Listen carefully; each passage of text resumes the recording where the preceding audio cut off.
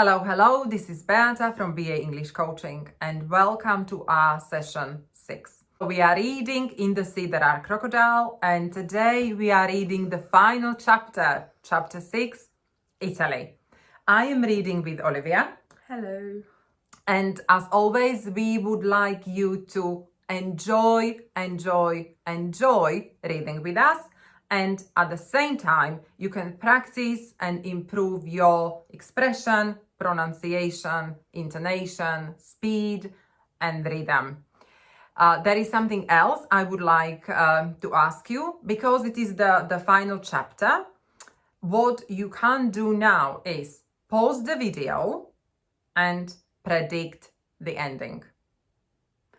How do you think the story ends? Olivia, what about you? How do you think the story ends? I think that he's going to stay in Italy with his friend and his mother's going to come and join him.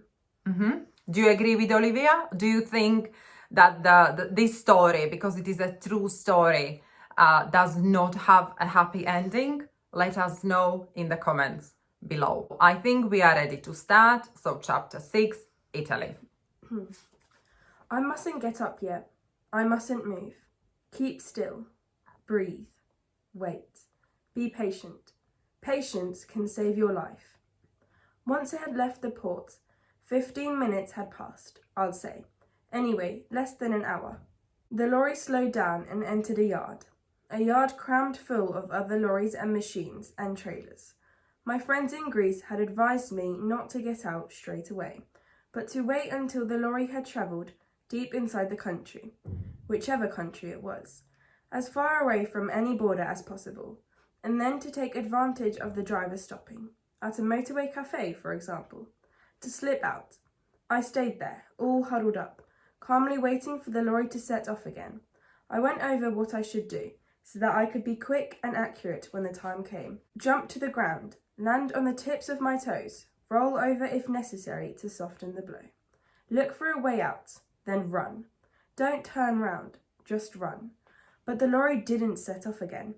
Instead, I felt something like an earthquake. I leaned out. A huge crane had hooked the container I was in. I got really scared. What's going to happen? I thought. What if I end up in a metal crusher? I had to get out straight away, I told myself, and jumped down. 3 men were working around the crane. I landed like a sack of potatoes, despite my mental rehearsals a bit earlier, because my legs were like wood and couldn't cushion the fall. As I landed, I let out a scream, and it may have been because of the scream or because of the fact that they weren't expecting to see an Afghan fall out of the sky, but those 3 men were really scared, and even a guard dog that was there took fright and ran away. I'd fallen on concrete, but I couldn't let myself be distracted by the pain. Immediately looking for a way out, I noticed that part of the perimeter wall dividing the yard from the street had collapsed. I ran in that direction, on all fours, like a little animal. I couldn't stay on my feet. I thought the 3 men would follow me, instead of which one of them started shouting in English, Go! And pointing towards the main road. Nobody tried to stop me. The first road sign I saw was a blue one. On it was the word Venice. I walked for a long time, along a road where there wasn't much traffic. Suddenly, I saw 2 figures in the distance, coming quickly towards me. As they got closer, I realised they were riding bicycles. When they saw me, they slowed down and stopped, probably because of my filthy clothes, or my filthy hair, or my face. They asked me if I was all right, if I needed anything, which I really appreciated. We spoke in English, as best we could, and when the first one said he was French, I said Zidane. Then, when the second one said he was Brazilian, I said Ronaldinho. That was all I knew about their countries, and I wanted them to know how much I liked them. They asked me where I was from. Afghanistan, I said. They said, Taliban. That was all they knew about my country. One of them, the Brazilian, I think, gave me 20 euros. They indicated the direction of the nearest town, which was Mestre. I waved goodbye to them and started walking again, and walked until I found a bus stop. There were 2 or 3 people waiting, among them a very young boy. I went up to him and said in English, "Train station." Now, I don't know who that boy was. Maybe he was an angel, but he really helped me a lot. He told me to get on the bus with him. When we arrived in Venice at Piazzale Roma, he bought me a roll because I must have looked as if I was hungry. Then he took me to a church where he collected some new clothes for me and where I was able to wash so that I didn't disgust people. I may be stating the obvious, but isn't Venice beautiful? Everything on water. My God, I thought, I'm in paradise. Maybe all Italy is like this.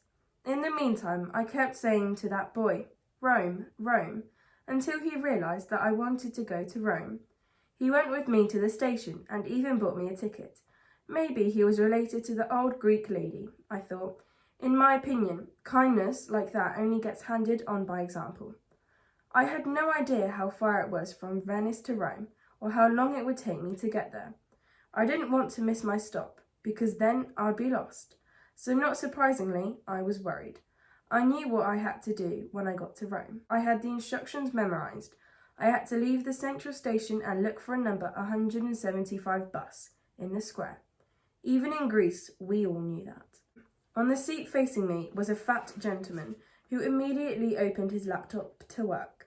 Every time we stopped at a station, or even if the train only slowed down, I leaned forward and said, please, rum, please, rum. But there must have been a serious problem of communication between us, because whenever I said, please, rum, he would reply, No rum, no rum. because I pronounced Rome as rum. After a while, after all this asking, please, Rome, the fat man started shouting angrily. No rum, no, enough. He was really furious. He got up and walked away. I was afraid he was going to call the police. Instead of which, he came back a few minutes later with a can of Coca-Cola and slammed it down in front of me and said, No rum, Coca-Cola. No rum. Drink, drink.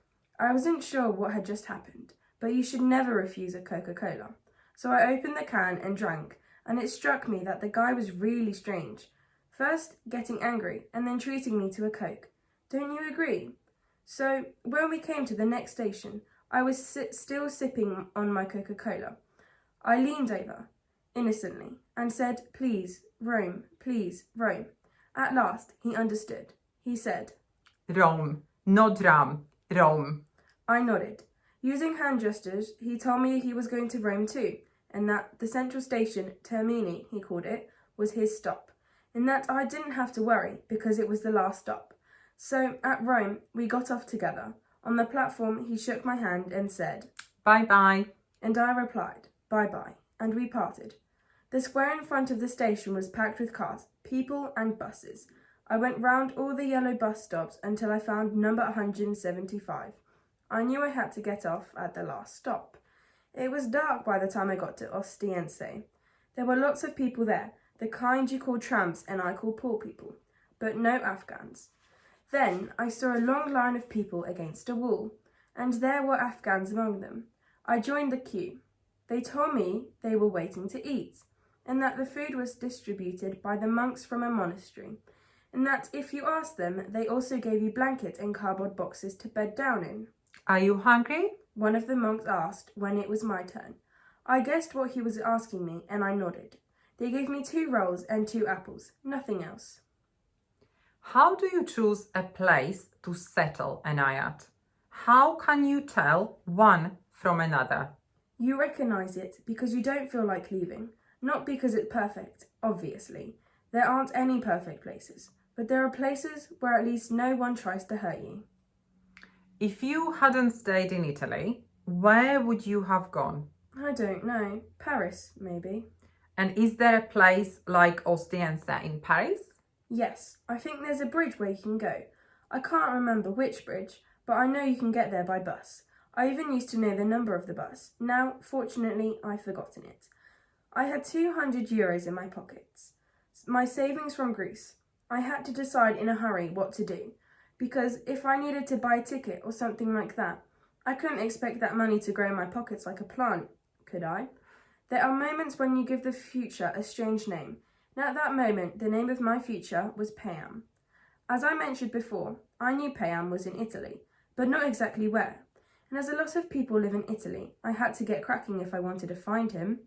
So I started looking for him, mentioning his name to everyone. And after all that mentioning of his name, one day I met someone who told me he had a friend who was in England now, and you might have talked to him about a boy called Payam, who he'd met in a reception centre in Crotone, in Calabria. Of course, it could have been another Payam. There's no copyright on names. We went to a call shop and phoned this friend in London who had found work in a bar. I have a mobile number if you want it. He said. Of course, I replied. Do you know where he lives? In Turin. I wrote down the mobile number on a piece of paper and dialed it without even leaving the booth. Hello? Yes, hello, I'd like to talk to Payam. Payam speaking. Who is that? An Ayatollah Akbari from Nava. Silence. Hello, I said. Yes, I can hear you. This is an Ayatollah Akbari from Nava. Silence. Is that you, Payam? Yes, this is Payam. Are you really an Ayatollah? Where are you calling from? Rome. That's not possible. Why not? What are you doing in Italy? What are you doing in Italy? Payam really couldn't believe it was me. He asked me trick questions about our village and my relatives and his. I answered everything correctly. In the end, he said, What are you planning to do? I don't know.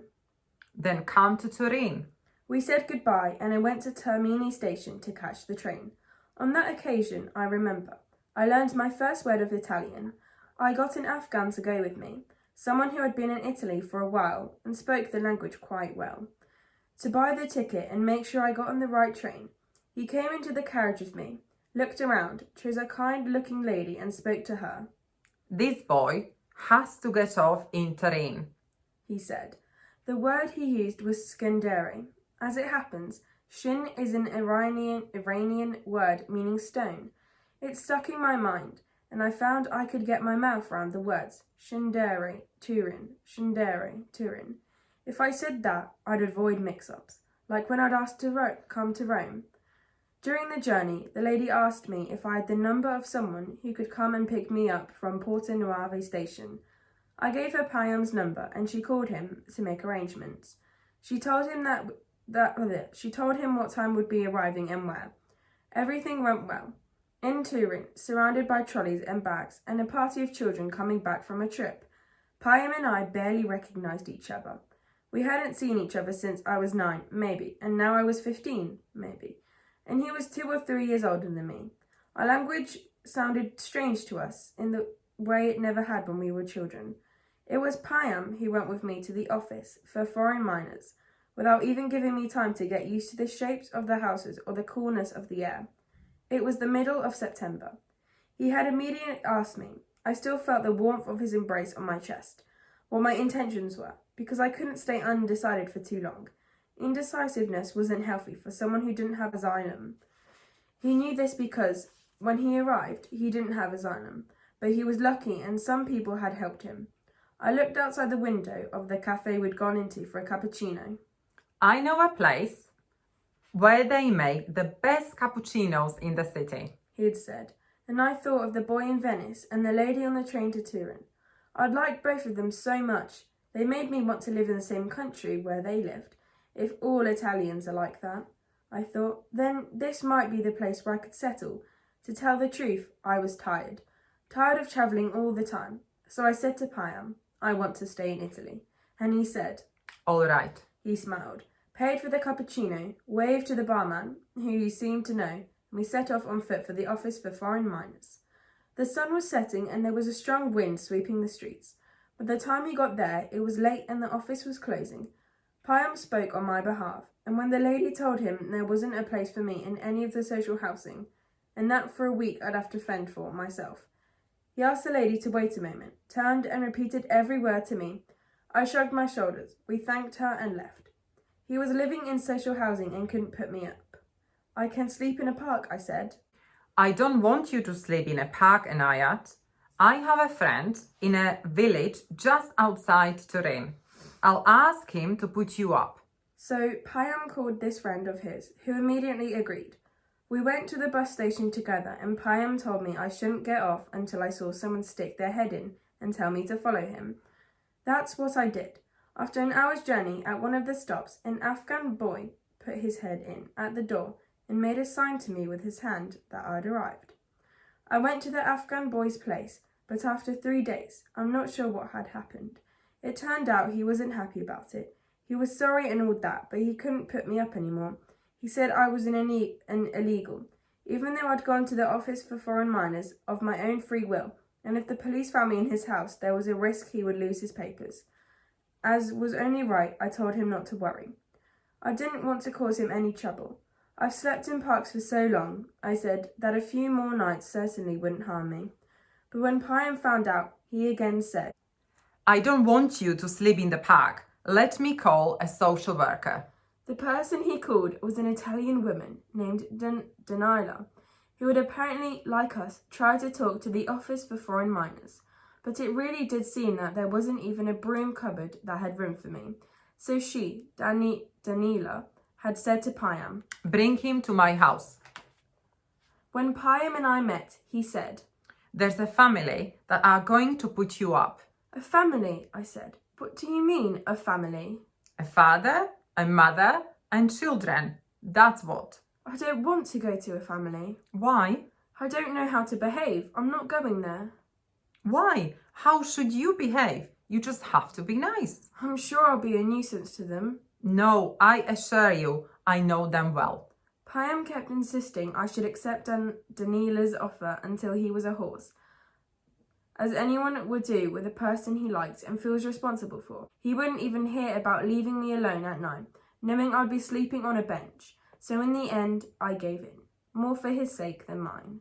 The family lived outside Turin, in an isolated house beyond the hills. Getting out of the car, Danila had come to pick us up from the bus stop. I was greeted by 3 dogs, and as dogs are probably my favourite animals, I thought, this doesn't look too bad at all. The father was called Marco, and even though he's a father, I can call him by his name, not like my father, who I have only called father, and the children, Matteo and Francesco. I feel up to saying their names too. They aren't names that cause me pain. As soon as we entered the house, they gave me these big slippers, shaped like rabbits, with ears and a nose and everything. Maybe they did it as a joke. And after washing our hands, we had dinner at the table, with forks and knives and glasses and napkins and all of that. And I was so afraid of making a fool out of myself that I copied every single gesture they made. I remember there was also an old woman with them at dinner that evening. She sat stiffly, with her wrists resting on the table, and so I did the same. I stiffened my back and placed my wrist on the table, and seeing that she wiped her mouth after every bite, I wiped my mouth after every bite too. I remember that Danila had made a starter, her first course and a second course. My God, I remember thinking, these people eat so much. After dinner, they showed me a room. There was a bed in the room, just one, and it was all mine. Danila came up, bringing me pyjamas. Here you are, she said, but I didn't know what pyjamas were. I was used to sleeping in my clothes. I took off my socks and put them under the bed. When Danila gave me those pyjamas, I put them under the bed too. Marco brought me a towel and a bathrobe. Matteo wanted to play me some of his favourite CDs. Francesco had dressed as an American Indian, and called me to see his toys. They were all trying to tell me things, but I didn't understand a word. When I woke up in the morning, Danila and Marco had gone to work, and the only other person in the house was Francesco, who was about to leave for school. I found out later that he was worried about my presence and was wondering, what's this guy up to? At the same time, I was afraid to leave my room, and only went down. My room was in the attic. When Francesco called to me from the bottom of the stairs to say that, if I wanted, breakfast was ready. And it was true. On the table in the kitchen were biscuits and fresh orange juice. Fantastic. That whole day was fantastic. The next few days were fantastic. I would happily have stayed there forever, because when you're welcomed by people who treat you well, but in a natural way, without being intrusive, then you just want to go on being welcomed. Don't you agree? The one problem was language. But when I realised that Danila and Marco liked to hear me tell my story, I started talking and talking and talking, in English and in Afghan, with my mouth and with my hands, with my eyes and with objects. Do they understand or not? I asked myself. Be patient, I answered myself, and carried on talking, until the day when a bed became free in a hostel for migrants. I went there by myself on foot. There'll be an Iranian lady there who can act as your interpreter, they said. Good, thanks. It's a place where you can have a quiet life, they said. Good, thanks. Do you want to know anything else? Study, work. Just go there first, then we'll see. Good, thanks. But there wasn't any Iranian lady. They told me I could have a quiet life there, which was true. I could, but the place itself wasn't quiet at all. There was constant shouting and quarrelling, and besides, it was more like a prison than a home. As soon as I arrived, they confiscated my belt and wallet with the little money I had. The doors were closed from the outside and sealed. You couldn't go out. And you can imagine how accustomed I was to freedom, after all those years spent going all over the place by myself. I mean, I appreciated everything. It was still a clean, warm place, and there was pasta and things like that for dinner, but I wanted to work or study, preferably study, instead of which 2 months went by under me, like water flowing under a transparent sheet of glass, and for 2 months I didn't do anything, didn't even speak, because I still didn't know the language, although I tried to learn it from the books I'd been given by Marco and Daniela. The only distractions were watching television in silence and sleeping and eating in silence. Doing nothing wasn't what I planned, and I couldn't receive visits, not even from the family who'd looked after me. But after 2 months, Daniela and Marco started to worry and arranged for a youth worker named Sergio, who wasn't only a youth worker, but also a friend of theirs, and someone who was known to the home, to pick me up on Saturday afternoons and take me to spend some of my free time. And I had plenty of that, with the boys from a youth group. Sergio came to fetch me, and that first Saturday was a wonderful day. When I got to the youth group, I found Payam there. He took me by the hand, introduced me to everyone. Daniela was also there, so I got a chance to talk to Daniela and tell her, thank you. But I wasn't really very happy in that place, for these reasons, that I hadn't come all this way just to eat, sleep and watch television. I wanted to study and work. At this point, Daniela made a face like something who's thinking about something. The thing they're thinking about is important. But at that moment, even though it seemed as if she had something to say to me, she didn't say anything.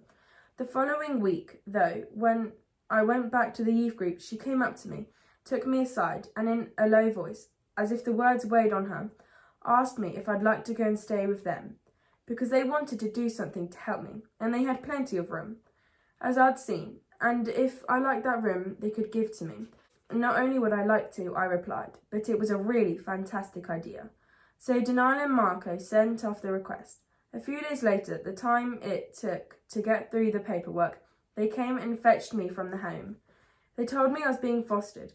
They explained what that meant, that I had a house and a family, 3 dogs, my own room, and even a wardrobe where I could put my clothes. They explained that I was the first child they had fostered, but they could see I was the right one. The thing they didn't need to explain, because I already knew, was that we were going to get on well with each other. That's how it started, what I'd call my new life, or at least the first step, because now that I'd been welcomed in the house of Marco and Daniela, I had to try and stay there, and staying there meant not getting myself expelled from Italy. And not getting myself expelled from Italy meant being recognised as a political refugee and granted asylum. And this is where we stop reading chapter 6. This is not the end. So you will need to finish reading chapter 6 to find out how the story ends, how the whole book ends. But this is something for you to do at home. We hope you have enjoyed reading this amazing book. I definitely think that this story, this book, needs to be shared with other people so you can read it again. You can read it with your children, with your grandchildren. I also have some questions I would like to ask you at the end. So the first question is, what did you think of the book? What did you think of the story? Let us know in the comments below. Question number 2. Who was your favorite character and why? Was it Anayat? Question number 3. What was the most interesting thing about the book? Number 4. Is there anything in the story that is the same as your life? As we all know, the situation in Afghanistan is heartbreaking, and there are many children like Anayat who have to go through this in their lives. And then the next question, if you were Anayat, what would you have done? You can also practice that conditional here. And the last question, do you recommend it? Why or why not? I hope this is not the end. This is the first step, as Anayat said, first step to his new life. I hope that you have discovered the love for reading, for extensive reading, and this is only the first step of many that you will take, and you will start reading books daily because books are powerful. They enrich our lives so much. You can also support charity Young Roots. Thank you for joining us. Keep on reading amazing books. Thank you. Bye. Bye.